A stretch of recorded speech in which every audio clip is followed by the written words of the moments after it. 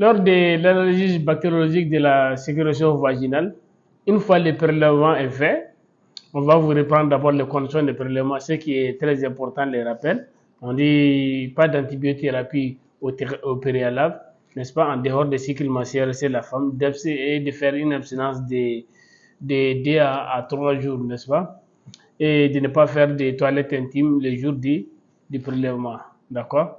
Maintenant, une fois que le prélèvement est là, vous allez faire l'examen macroscopique de la sécrétion, d'accord. On dit d'abord quand la leucorrhée est muqueuse, pas d'infection, n'est-ce pas. On a dit que quand c'est jaunâtre ou purulente, une infection bactérienne ou parasitaire, n'est-ce pas. Quand c'est blanchâtre, on a dit, c'est dit généralement aux levures des Candida albicans. Bonjour et bienvenue dans cette vidéo. On va vous montrer que réellement, lorsque la sécrétion a l'aspect blanchâtre et l'aspect des laits caillés, c'est généralement dit aux levures des Candida albicans. Nous allons faire d'abord l'état frais pour montrer réellement est-ce que les levures sont là et puis faire une coloration des grammes. D'accord, on va passer d'abord à faire l'examen macroscopique.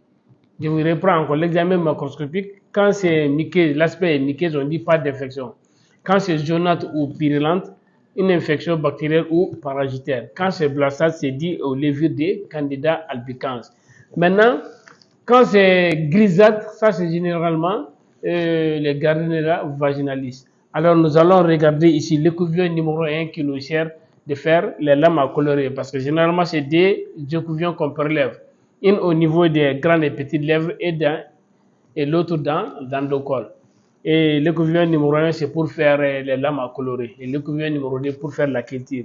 On peut avoir un troisième écouvillon aussi pour faire les dépistages des cancers du col de l'utérus, qui est généralement dû au papillomavirus. Alors on va regarder ici, après les prélèvements, regardons ici l'aspect. Vous voyez l'aspect qui est là, c'est l'aspect vous pouvez remarquer, l'aspect blanchâtre, n'est-ce pas, qui ressemble au lait caillé. Alors nous allons passer à faire d'abord l'état frais pour voir est-ce que les filaments de levure sont là et les levures.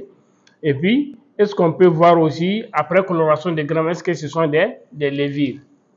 Il faut toujours ne jamais oublier de numéroter vos lames, d'accord, ce qui est très important. Voici la sécrétion qui est là.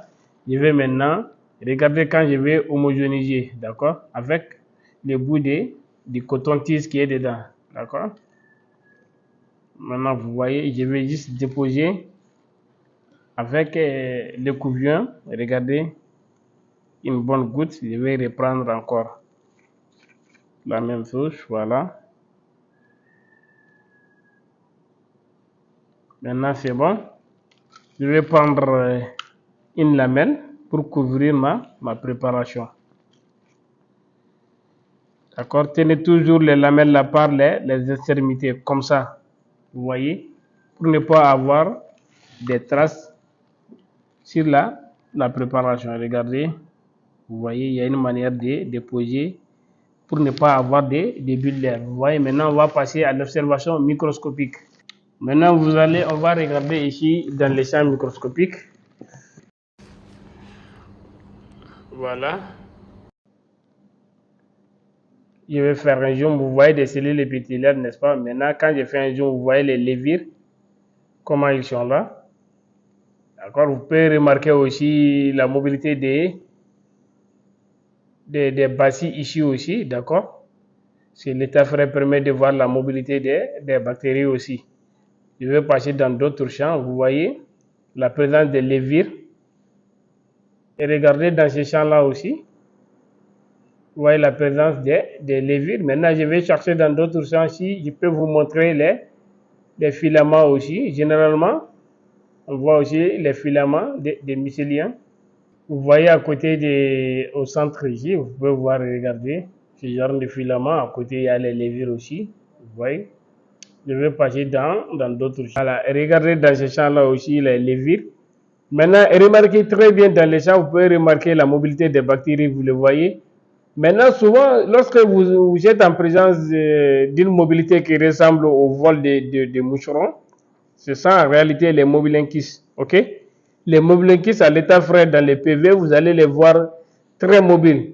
Ils ont la mobilité du vol des moucherons dans les champs microscopiques.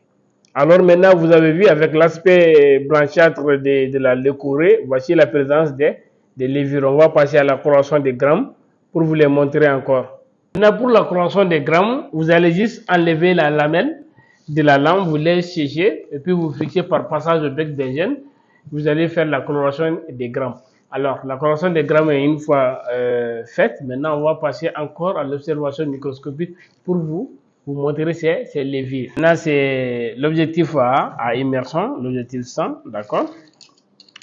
On va regarder ensemble. Voilà, regardez dans les champs là ici, vous voyez comment se présentent les levures. Vous voyez, ça c'est à la coloration des grammes, d'accord? On va passer dans d'autres champs encore. Ici, vous voyez la forme chaînette des levures, mais regardez en haut ici aussi, vous voyez la forme de 8 des levures. Et voici la forme des chaînettes des levures. Voici pour vous quelques lactobacilles ici qui sont là, d'accord? Ce sont des bacilles gram positifs qui maintiennent l'intégrité du vagin, d'accord? Quand vous les voyez, ils ont les bouts parallèles. Remarquez ici aussi dans le sang, ici vous voyez ce filament qui est là. Maintenant vous voyez, voilà. En général, lorsque vous voyez des filaments aussi, ça sous-entend que bien sûr il y a la présence des levures. Parce que quand les levures vont se pourrir, ça va conduire d'abord à la germination d'un filament qu'on appelle le filament de mycélien. Maintenant, vous avez vu comment se présente l'examen macroscopique de la leucorrhée lorsqu'il s'agit d'une candidose vaginale, d'accord? Et très généralement, vous allez voir que la patiente se plaint des pertes blanchâtres, d'accord, avec l'aspect des laits caillés.